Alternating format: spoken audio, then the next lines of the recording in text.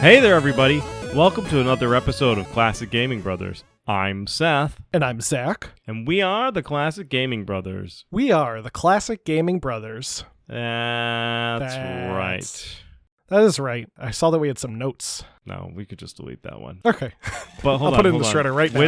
When is this episode coming out? This episode's coming out on Father's Day. Happy Father's Day to all the fathers, including our father, Classic Dad. That's right. Hopefully you're listening to this after you've spent some time with us. Yeah. Or perhaps before. Perhaps while we're sleeping in the other room. We could be on the way to our Father's Day activity. Ooh, and Dad could be piping this in through his new car's radio. Yes, that's true. We should acknowledge our producer since he did give us an immediate feedback. Should I unreverse the shredder? Our shredder hasn't worked in 6 years. Okay, I'll get rid of that Foley sound then. That's why there's all these stacks of paper that's on top of it. You see, our producer Doug was reviewing archival footage of our Classic Gaming Brothers podcast episode and was listening back to the Simpsons episode, and he said that we called Matt Groening when really his name is Matt Groening. So we're sorry, Matt Groening, if you're listening to this episode. We promise to do better, producer Doug. Anyway,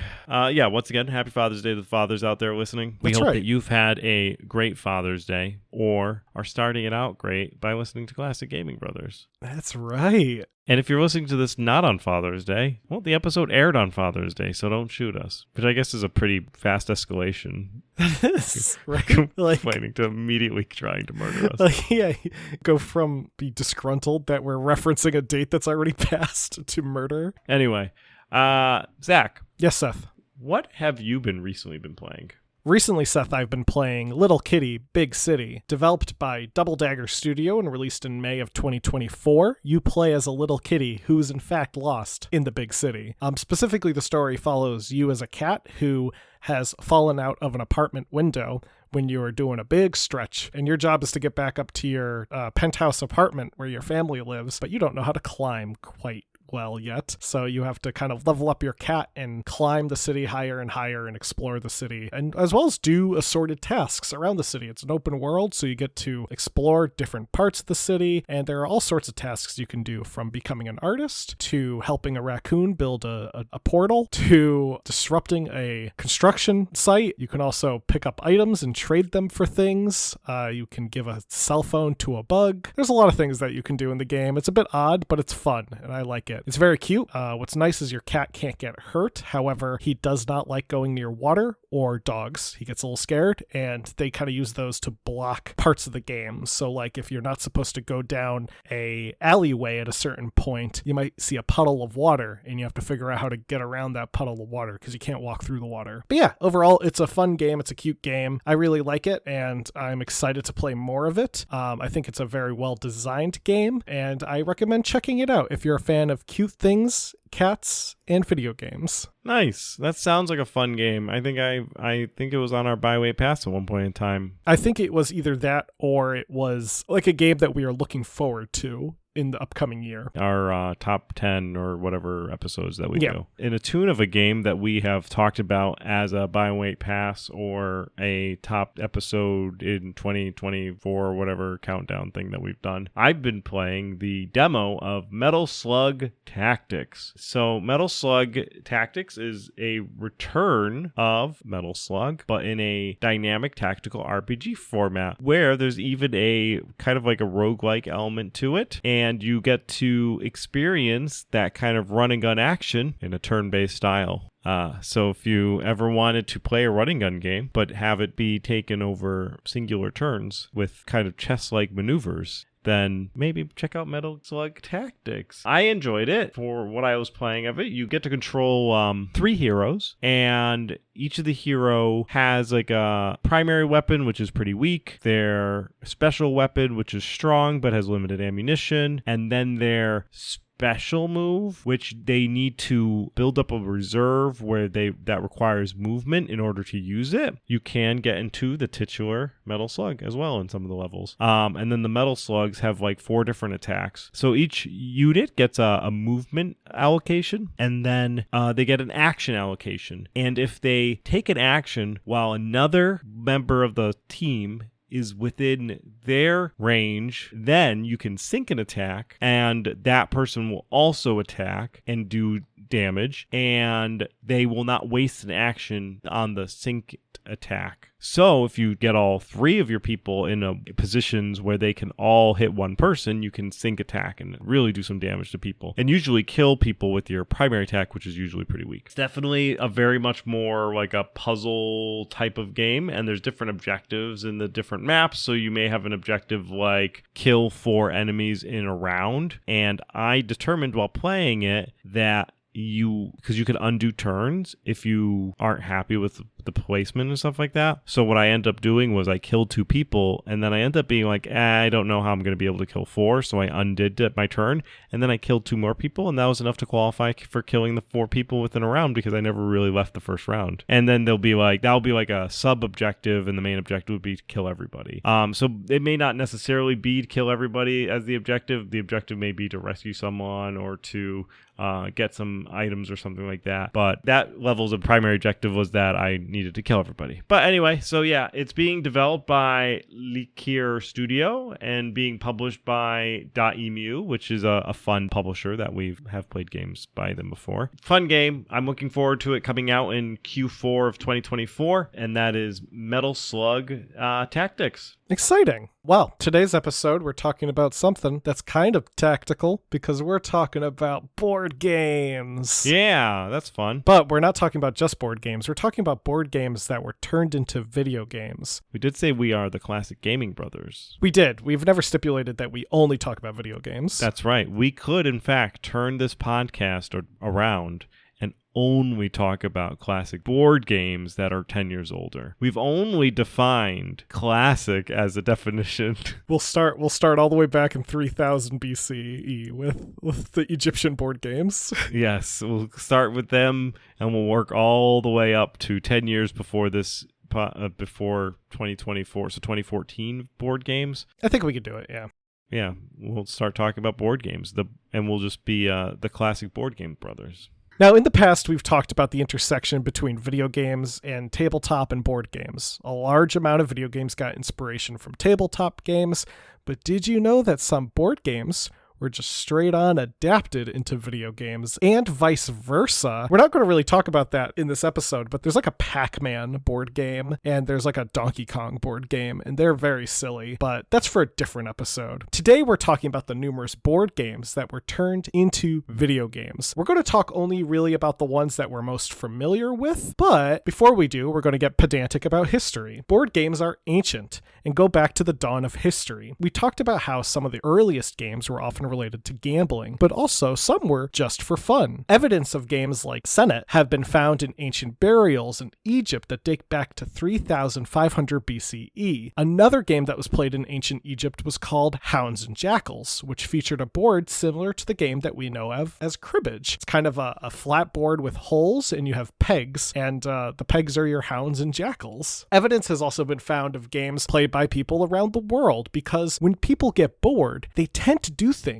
with things that they find around them. Like put sticks into holes. Do you think I can just imagine a potter or somebody who like makes things and being really skilled at their craft, and somebody being like, man, we should like figure something out to do, and the potter's like, I got an idea, I could just make some pieces. Yeah, I'm pretty sure that's how Mancala was invented, right? So like Mancala is this like board of just like, you've got like divots, and you have to put little balls into the divots, and like you're supposed to like move them around. I don't remember, but Mancala is like a game that I know how to play. I just cannot describe how to play it for the life of me. Now, as the years have gone on, games have evolved in scope and design, and when video games were finally introduced, board games made their logical transition. One of the first steps along this path was the Magnavox Odyssey, which we talked about back in episode 59.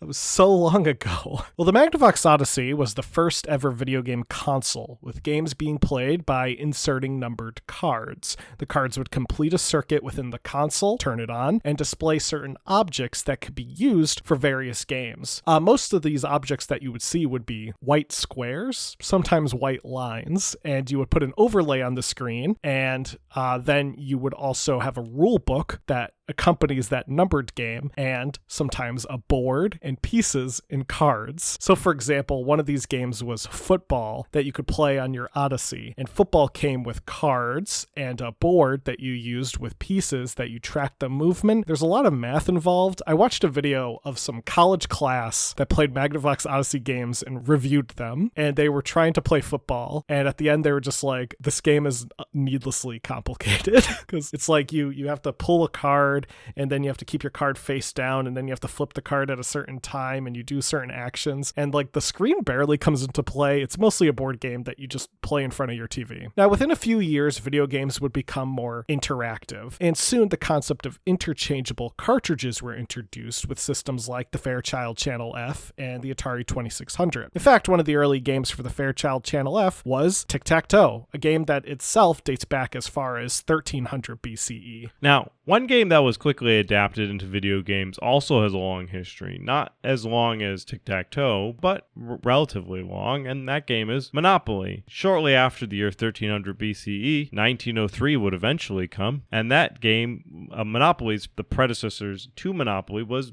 made in 1903, so a relatively old game, called The Landlord's Game by American anti-monopolist Lizzie Magie. Now, Lizzie Magie created the game as an educational tool to show how dangerous monopolies could be and help explain the single tax theory that was the basis of the book Progress and Poverty by Henry George. The game was revised slowly over the years until, according to a story featured in the Christian Science Monitor, Charles Todd invited his friend Esther Jones and her husband Charles Darrow to dinner. They played the Landlord's Game a few times, and Darrow asked for a copy of the rules. He would then go and redesign the game as Monopoly, and capitalism would rule out.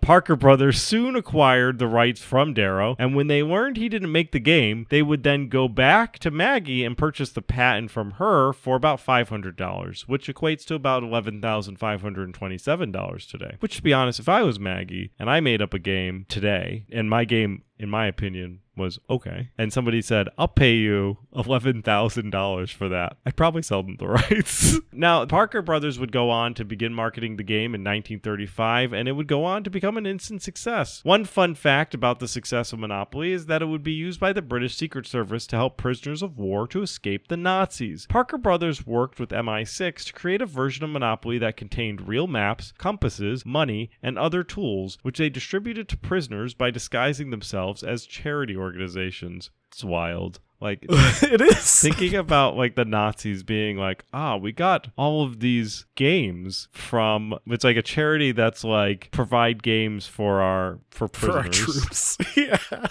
But it's for our prisoners, right? Because the Nazis would have to be like, oh, this is great. So they're like, we could give these games to keep the boredom at way. Also that it worked. I think that's the part that yeah. Gets to me that, like, did nobody open it?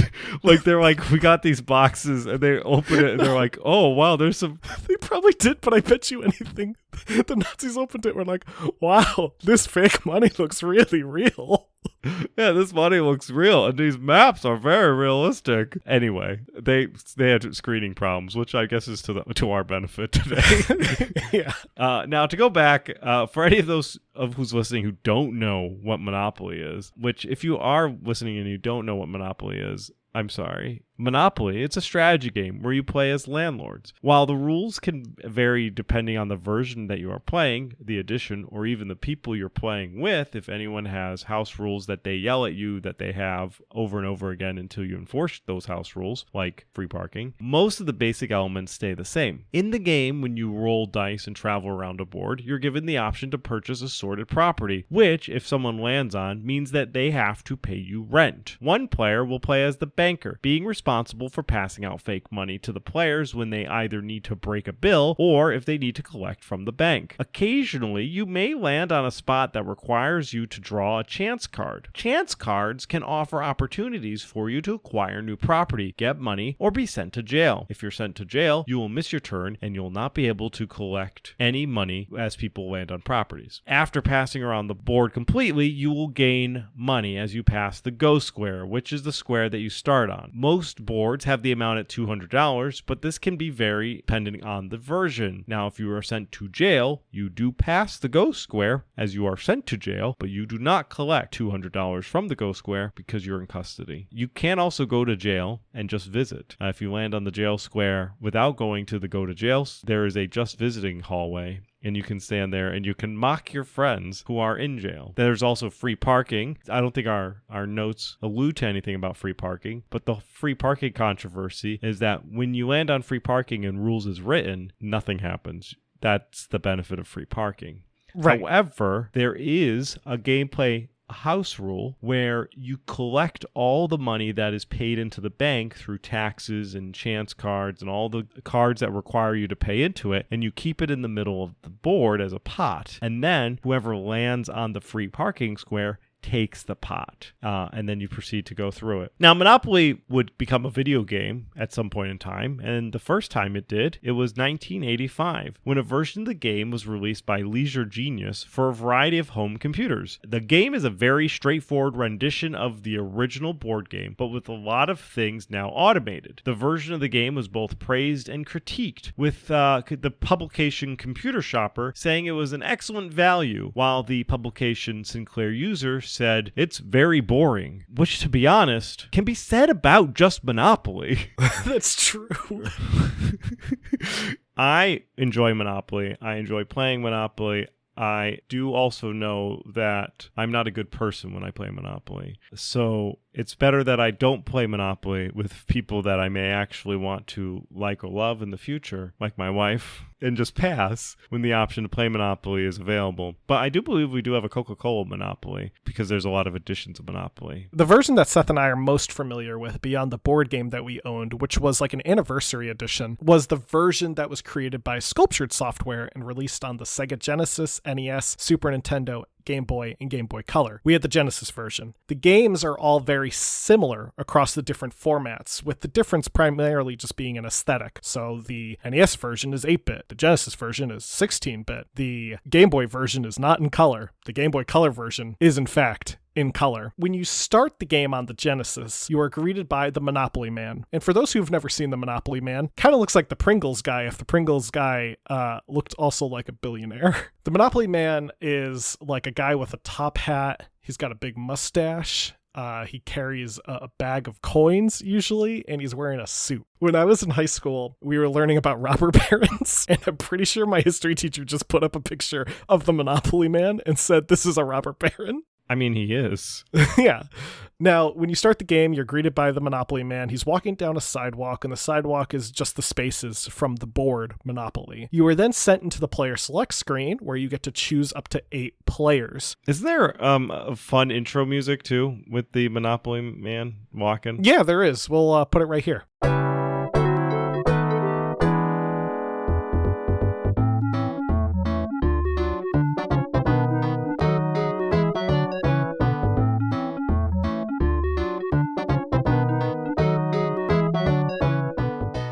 So after you press start, you go into a vault and it opens up and it says how many players do you want to play with, and you can choose up to 8.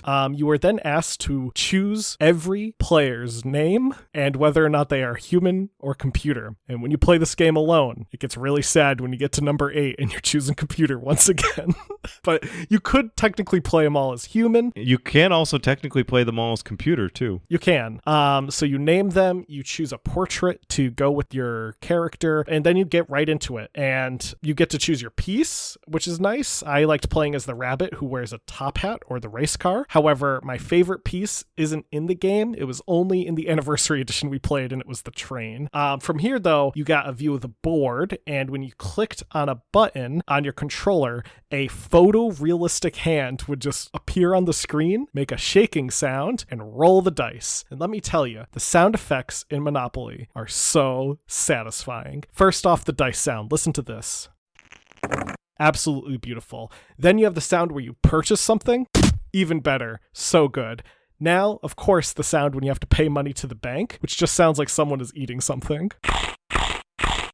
All of the sounds and the music are just ridiculously nostalgic, especially if you grew up playing the game. I was watching like a video of someone playing the game, and I completely forgot all of these sounds, and they like opened up a chamber within my brain that has been locked for years. And the chamber had the Monopoly Man fused into the doorway, but it was covered in dust, and I had to like brush off the dust, and there he was. And I was like, these are the memories of the Monopoly Man. One fun thing about Monopoly, especially for the Sega Genesis, is that you can cheat the game's AI when you're playing against computers, and Seth knows the way to do this because he always likes talking about it. So the Monopoly strat, in order to win against any of the computer AIs, is that you have to understand that the computer AI in the Sega Genesis believes that completing properties is more important than cash. And if you play Monopoly, you understand that you need to be liquid pretty much throughout the game. The computer doesn't understand that. The computer wants to complete sets. So what you do is you let the computer play a little bit, you can play a little bit, and eventually you will buy a property that the computer wants because they need to complete a set. And in order to get the computer to lose, you need to then go into the trade, go over to the computer to trade it with it, and say, I will trade you for all of your cash. Don't ask for property, just ask for cash. It doesn't understand and thinks that cash, so like if you ask for property, you may actually get the computer to trade off the property with you, and you may not necessarily, it may think about the trade as a balanced approach, but the way that the AI works is it views cash as not as a priority over property. So then you say, I will trade you this property, even if it's like whatever that purple crappy thing in the beginning is, you can trade one of them for all of the money from the computer. So what does this do? Completely makes the computer bankrupt. So unless the computer lands on something to generate cash or gets around Go, the computer will have zero cash. And inevitably, they will land on a property with no money, and they cannot afford to pay off the rent that they need to pay for landing on that space. Also, this is easy to institute at any point in time when you have houses and hotels on properties and you make like a killing zone for the computers. Very easy to just completely get them loose. So then the computer, having no money, will have to mortgage their properties, which then once they're mortgaged, you could just buy back from them. And then you can complete the set because you bought back the set, and then you can build houses on the set that they used to have. So they started with one property and you had the other one. You traded for them for all of their money. They lose all of their money and have to mortgage that original property. Then you buy that original property and build your own houses on it. And that's how you beat the AI in the Monopoly. It's also how you can beat the AI and for anybody that you play against that doesn't understand having the need to be liquid in Monopoly. But yeah, it's a surefire way to win in Sega Genesis Monopoly. Now, Monopoly on the Sega Genesis and other consoles of the era is a solid game and is still a game that you could easily play today, as it's just a board game with some animation and automation. Another game that was very nostalgic for us, as it was based on another classic board game, and that game is Clue. There is a version of Clue that is a luxury version of Clue that I think Barnes & Noble sells, or somebody sells, and it is $300. I've seen pictures of it. It looks gorgeous. Yeah, and it's got like sunken in rooms and stuff. Oh, it's on Amazon for $269. Yeah, that's one day. I don't know where I would put that, but I would put that somewhere. Now, Clue was originally known as Cluedo in England. Clue is a board game where you have to solve murder. The game got its start back during the London Blitz. While his family had to live in Birmingham, England during the war, English musician Anthony Pratt remembered a murder mystery game that he would play with some of his clients at a private music event. These games and the works of Agatha Christie inspired Anthony Pratt to develop a game that he would initially call Murder!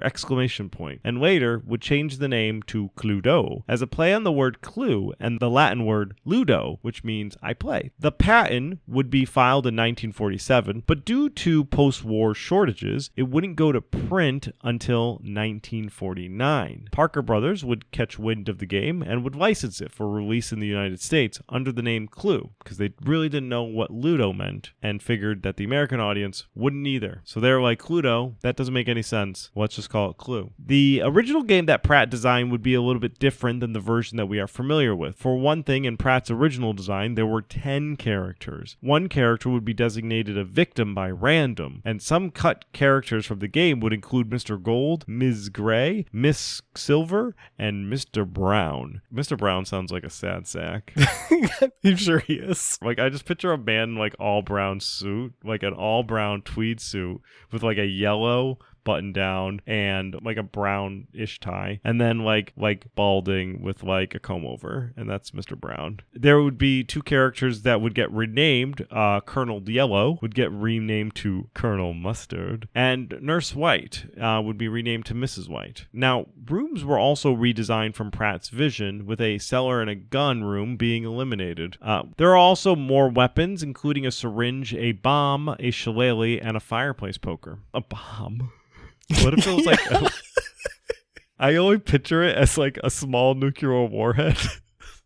I think it was like the like the a cartoon, hand grenade, yeah, like the hand or even grenade. like the cartoon like black bowling ball bombs. So it's like a fireplace poker, which is arguably just like a spear on a mini size, a shillelagh, which is a club, a syringe, which is a needle, and then a bomb, which in my head still the small nuclear bomb. If I ever get a 3D printer, maybe we should make Pratt's version of Clue, and I can print out a small nuclear bomb. Oh, everyone died. Now, when the game was launched, Parker Brothers would strike a deal to license the phrase "the great new Sherlock Holmes game," and advertising teased that the players would take on the role of Sherlock Holmes, which is not the case. You just take on the role of you. Well, you take on the role of Colonel Mustard, being piloted by a mysterious outside force. And by the 1960s, Sherlock Holmes would eventually be dropped from the advertising, and the game would go on to get marketed as the Great Detective Game, and later just Parker Brothers Detective Game. Because I assume they probably had to pay some licensing to get Sherlock Holmes there, and they're like, this really isn't adding anything. Why are we paying this? Yeah.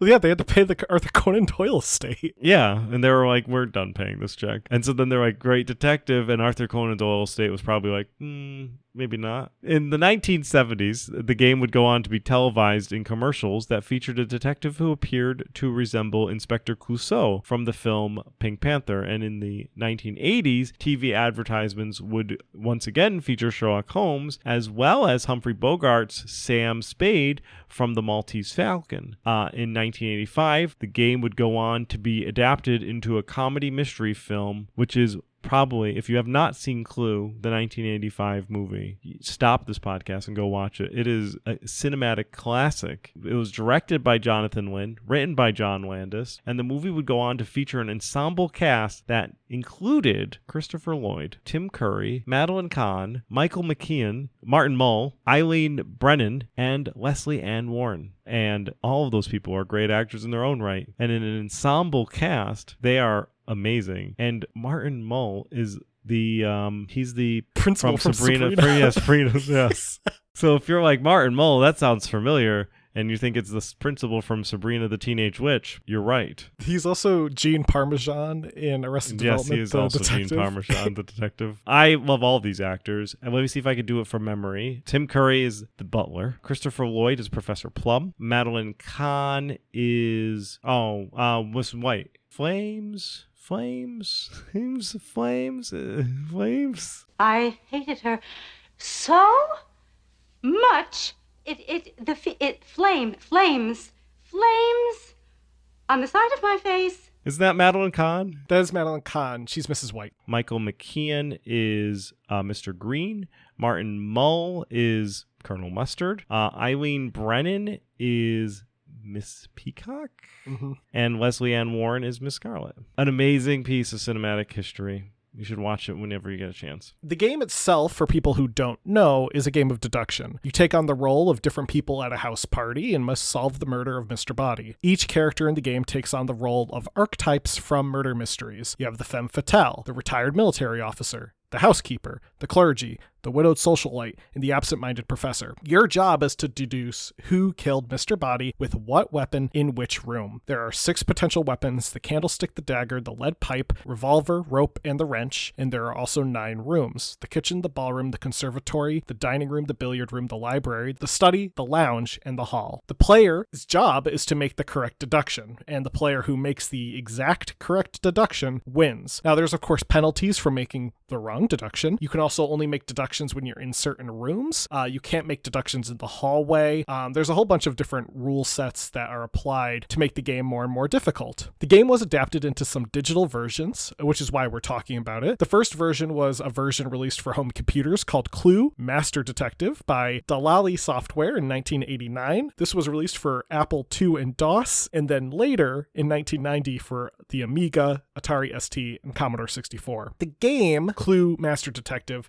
is a pretty basic rendition of the board game. And like the Monopoly computer game, it's mostly just automation and some animation. Though Clue for the PC does have these nice little animated figures that will move around the board. So when you move your figure into a room, you'll see the character like entering the room as a little animated sprite. It's kind of cute. The version that Seth and I played, though, is the superior version. That's the 1992 version created by Sculptured Software for the Sega Genesis. This version of the game features some of the best music ever, and we're going to put some of that at the top of the show, but you're going to hear some more right now.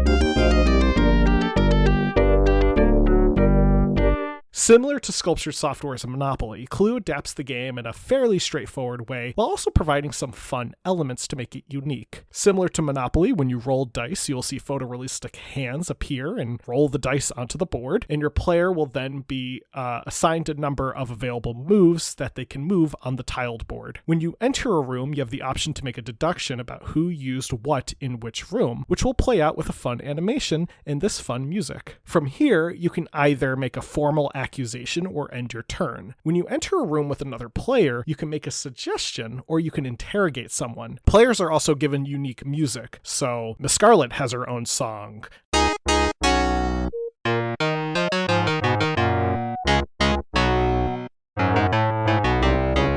Professor Plum has his own song.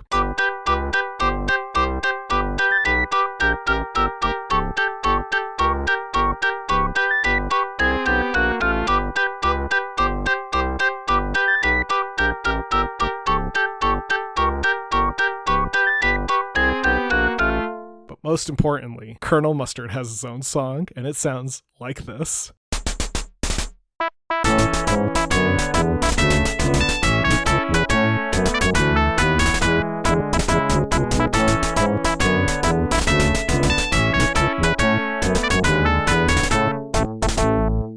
What I love about those little animations when you're walking around the room, first you look around the room and you say, this is this room, and you kind of like pan around the room. Then it says, and this weapon was here, and it like cuts to where the weapon is, if a weapon is in fact in the room, and then it will identify whether or not a person is there. And the person is usually just like walking around or like staring, like being like, oh, just like sticking around. Like Colonel Mustard's like cleaning his pipe or something like that. And I just think it's a fun little animation that kind of changes up, and it really changes based on the room and what's going on in that room. So I think it's kind of cool that it has those little vignettes. I think so too. Now, when a successful accusation is made, you'll get to watch the suspect being arrested by the police. What's really funny though is that your character can, of course, also be the murderer, and you can deduce that you were the one who did it. In doing so, you'll get some fun dialogue where your character both gets very excited about solving the murder, but also then realizes that they've caught themselves. I was watching a gameplay footage where it turned out that the player who was playing as Colonel Mustard also was the murderer. So it was Colonel Mustard standing in the hallway being like, I know who did it. It was Colonel Mustard who picked up the gun. And then like the police are arresting him and he goes,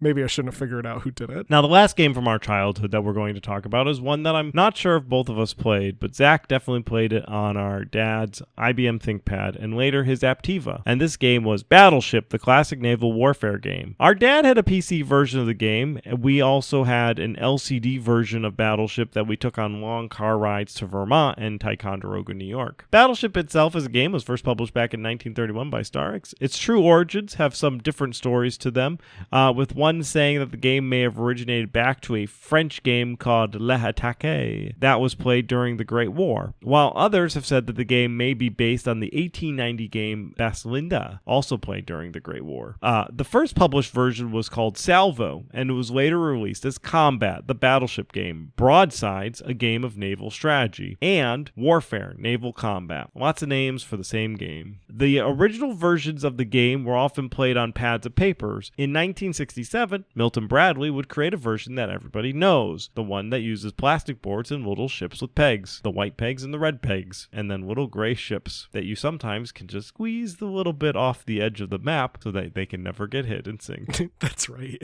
Now, later in 1977, Milton Bradley would go on to release Electronic Battleship, which was capable of making sound effects, and then in 1989, they revised the game as Electronic Talking Battleship, which also had a voice. Different versions of the game have since been released throughout the ages, with some games being tied into various licensed products like properties like Star Wars. But it's one thing that we learn when a company owns a game, they just release multiple versions of it over and over and over again until the market is flooded.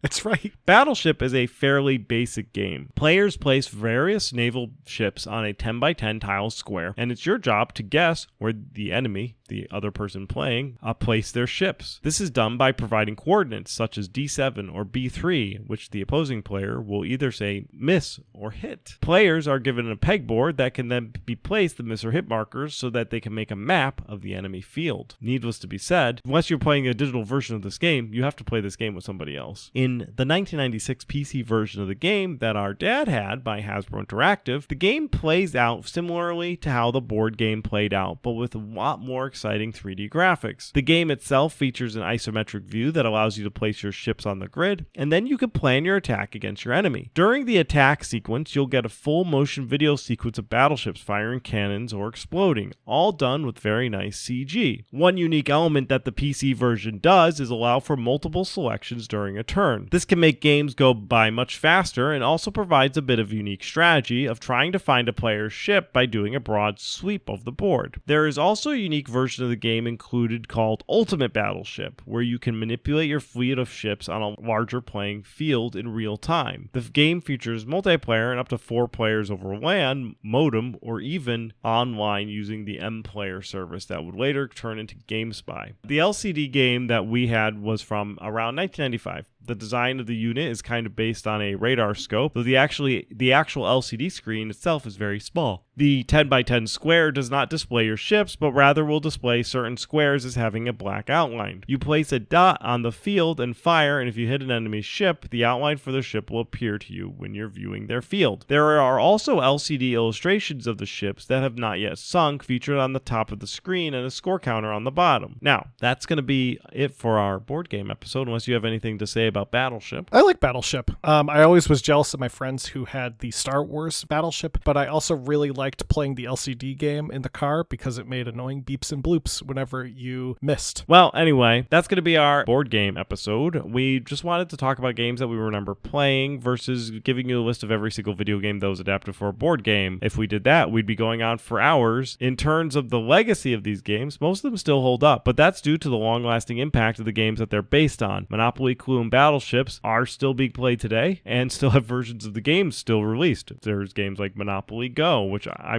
don't even know what it is. I just get ads for it. But there's definitely all of these games available on your phone or on your computer or on maybe even your game system that you have. The fact that people still play them tells you how endearing these games are, how ingrained they are in our culture, and how their digital counterparts are just as good, because mostly their digital counterparts are just their game, and they're only bad if they have ads in between whatever you're trying to do. Yeah, I mean, I'm sure there's certainly poor adaptions of these games to digital, but when you boil it down, it's very hard to make a bad version of Monopoly when the game is already designed for you. Like, you're not doing anything really new, right? You're just making a thing to play the game for you. And I think that's one of the reasons why I like the Genesis version of Monopoly holds up as well as it does. It's literally just Monopoly. If you wanted to play Monopoly with your friends, but you don't have the board game, but you happen to have the cartridge, just pop in the cartridge and play it. Like, it works just as well. Anyway, getting into our retro rewinds for this episode, Seth had me play X-Men for the Sega Genesis. Released in 1993 and developed by Western Technologies Incorporated, the game has you play as either Gambit, Nightcrawler, Wolverine, or Cyclops. You have access to all of your abilities, but there is a mutant power meter which can deplete, which is annoying because when Wolverine can't use his claws anymore, all he can do is punch. The game takes place in the Danger Room, and a virus has infected the danger room and disables the safety limits. So it's kind of a good excuse to have a like best of X-Men adventure where you just go to different worlds. Some of these worlds include the Savage Land, Genosha, a Shi'ar spaceship, and the Mojoverse. Fun fact, when you encounter Mojo in the Mojoverse, you have to restart your console at a certain part of the game. So a certain part of the level will prevent you from moving on. In order to move on, you have to restart your system, not turn it off and on. Restart it by pressing the restart switch. This was hard to do on our Sega Genesis Model 2, which had a broken reset switch, making this level impossible. But beyond that, it's a fun game. It's overall, I think, a good game, but it does not really... It's not the same, though. It's not the same as X-Men 2. I really like X-Men 2 Clone Wars. That is like the... If you had to tell me that there could only be one X-Men game ever that you get to play for the rest of your life, I would tell you X-Men 2 Clone Wars, because that's the best X-Men game. Anyway, overall, X-Men 1 for the Sega Genesis holds up. It's not as good as other X-Men games, but it's probably one of the better ones. I would say it's definitely better than Spider-Man and the X-Men Arcade's Revenge. Next week, though, Seth, you can play Tetris 2 for the Super Nintendo. Great, thanks. Zach had me play Zombie Nation, a 1990 shoot-'em-up game that was developed by Kaz, that's a capital K-A-Z, lowercase e, and published by Meldak. The game would go on to release on the NES in Japan in 1990 and in North America in 1991, and then get released on the Japanese Switch in 2021. An interesting fact about this game is that in Japan, the game is called Arbanabu Tengu, and you play as a floating Tengu mask. But in the American version, they decided that you would not be a Tengu mask, and you would just be a giant decapitated head of Samurai Nabokubi. And when I say you are a giant decapitated head, you are the size of a helicopter. Yeah. You're huge. Which makes sense if you... Well, it doesn't make sense if you're a Tengu mask. It makes a little bit more sense because a Tengu mask is kind of like a representation of a creature. Yeah. It's not a human. Severed head is decidedly a human. And it's from a human. It's from Samurai Nabokubi. And all of a sudden now he's a giant head. And you are a floating giant head. This game is weird. It's a horror shoot 'em up game. And this gameplay is solid as a good shoot 'em up game. It's a solid shoot 'em up game. The game plot revolves around you being a floating head that needs to go to the US to destroy an alien called Dark Seed, but Dark is spelled with a C instead of a K. So it sounds like you're going off to defeat the game Dark Seed. You're like, this game cannot come out. But Dark Seed with the C is an alien who crashed to Earth by way of meteorite and then made everyone a zombie in America. So the correct course of freeing people from being zombies is by having a decapitated samurai that's a giant's head fly over to America and shoot everybody, including the first boss, a possessed Statue of Liberty, who's green in America but red in Japan. So there's zombies, aliens, and samurais in this game. It's a weird-ass game. It's fun. There's 4 stages. You can select any stage to start off with, and it has 2 different modes, easy and hard. It's overall a solid shoot-'em-up. If you like shoot-'em-up games, you can check this game out on the NES. It is weird, though. You may just have difficulty playing it because you are just a giant head. But anyway, Zach, next week, you can continue on your saga of playing every X-Men game ever released and play X-Men Mutant Apocalypse. Okay. Now, thank you everyone for listening to this episode. We really appreciate your time. If you want to listen to more episodes, you can always follow us on Instagram, Facebook, or Twitch, which are all at Classic Gaming Brothers. We're also on Twitter at CG Brothers Pod and Blue Sky at the same moniker. If you follow us on those social medias, you know whenever an episode drops, which is Sunday. You can also probably follow us on whatever listening app that you're listening to. We're on all podcast listening apps, so Spotify and apps that come off the top of my head that are all closed and abandoned. But we're on Spotify, Apple, iTunes, and YouTube. You can go over to YouTube and give us a follow or subscribe. That'd be really fun. We are only on YouTube because they closed Google Podcasts. But anyway, we're on YouTube. And finally, if you ever have anything to say to us, you can always either message us on the social medias or, of course, send us an email to classicgamingbrothers@gmail.com. We love hearing from you. We love getting viewer requests. Thank you again for listening to us. We always appreciate everyone for tuning in, especially you in particular for tuning in. Zach, am I missing anything? Don't play games like my brother. And don't play games like my brother. I've been Zach. And I've been Seth. And we've been the Classic Gaming Brothers. That's right. Yeah.